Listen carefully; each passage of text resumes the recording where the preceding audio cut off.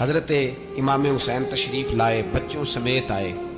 حور بن یزید ایک شخص تھا، حور بن یزید، ہو ساتھ ہو، صحرا کا علاقہ ہو، تپتی ہوئی ریت ہو، اتنے کٹھن اور سخت حالات، چاروں جانب موت ہی موت، دور دور تک اپنوں کا نام و نشان کوئی نہیں، اور اکیلے فیصلہ کرنے والے امام حسین، باقی سارے بچے ہیں یا عورتیں، سارے بڑے اکیلے۔ 19 لوگوں کو ایک بار میں حضرت ایسے ہی تماشا بنا دیا ہے۔ مظلوم تھے وہ تو رو رہے تھے، ہر مقرر یہ کہہ رہا ہے کہ وہ تو بار بار کہہ ابا پانی مل جائے، پانی آ جائے، ترس گئے۔ خدا کا خوف کرو، یہ دلیر لوگ تھے، ان کی باتیں آج بھی پڑھ کے دلیری پیدا ہوتی ہے، دلیری پیدا ہوتی ہے، دلیری۔ نکلے، ایک ہاتھ کٹا، دوسرے پہ مشکیزہ، وہ بھی کٹا۔ دیکھ لو میں پس منظر پہ ہوں ابھی تک، میں بتا رہا ہوں کہ جہاد کس کے خلاف تھا؟ ظالم حکمران کے خلاف، ظالم کافر کے خلاف نہیں، مشرک کے خلاف نہیں۔ حضرت امام حسین رضی اللہ تعالیٰ عنہ نے ہر جگہ ایک ہی بات کی کہ یزید شرابی ہے تو بچے کٹوا دوں گا، شرابی کو ووٹ۔ یہ ایک نہیں، ہر کتاب میں یہی لکھا، ہر کتاب میں، اور ہر مسلک کی کتاب۔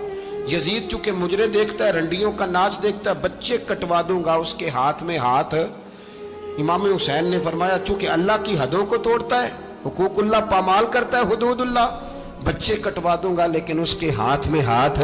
سارا دن خود مجرا دیکھنا اور 10 محرم کو 2 دیگیں پکا کے حسینی بن جانا، سارا سال خود گند مند کرنا، شرابیوں کے ساتھ رہنا، اور 10 محرم کو 2 آنسو بٹھی ہو جائے۔ لیکن جو بندہ نبی پاک کی ماں کو دوزخی کہے، حضور کے باپ کو جہنمی کہے، یزید کو امیر المومنین کہے، اس کے ساتھ اتفاق رائے کر لیا جائے، یہ مذہب ہماری سمجھ میں نہیں آتا، بالکل نہیں آتا، قطعاً نہیں ہماری سمجھ میں آتا۔ کیسے اتحاد کر لیا جائے؟ یہاں تو میرے بھائی جو ہمارے ابا کا مخالف ہو اس سے اتحاد نہیں ہوتا، اور جو نبی پاک کے والد کو دوزخی کہے اس سے اتحاد ہو جائے۔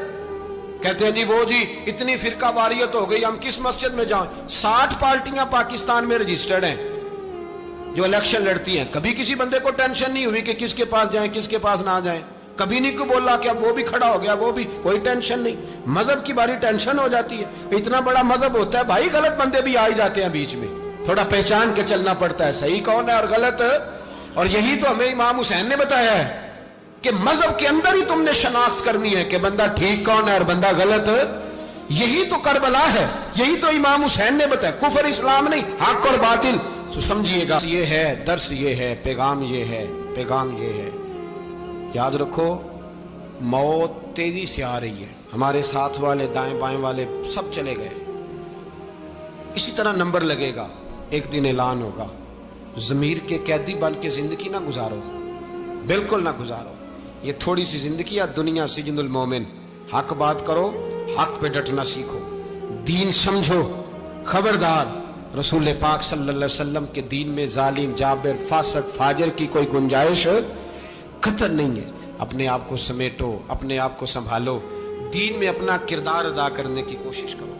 دین طلب کرتا ہے ہم سے کہ ہم نے دین کو کیا دیا ہے۔ امام حسین نے سارا گھرانہ دین کے لیے دے دیا۔ ہمارا جو بچہ کسی کام کا نہیں رہتا اسے مدرسے داخل کراتے ہیں۔ ہم نے دین اتنا کمزور کر دیا ہے کہ عالم اگر شور نہ کریں، عالم اگر شور نہ کرے، زور نہ کرے، گھٹن والا ماحول ہو گیا، مذہب کی پوزیشن کمزور کر۔ اب جہاں تک اس بات کا تعلق ہے جی فرقے ہو گئے، تو میرے بھائی یہ کوئی اتنی خطرناک بات ہے، یہ کوئی اتنا مشکل معاملہ نہیں ہے، یہ تو امام حسین نے بتا دیا تھا کہ یزید کے طور پر ایک غلط فرقہ کھڑا ہو گیا ہے، لہذا اس کا مقابلہ کرنا ہے۔ اس میں کوئی بری بات ہے، لیکن ایک سبق ہے بزرگوں کا کہ اگر سچی بات بھی نہیں کرنی تو پھر اس منبر کا حق ادا نہیں ہوتا۔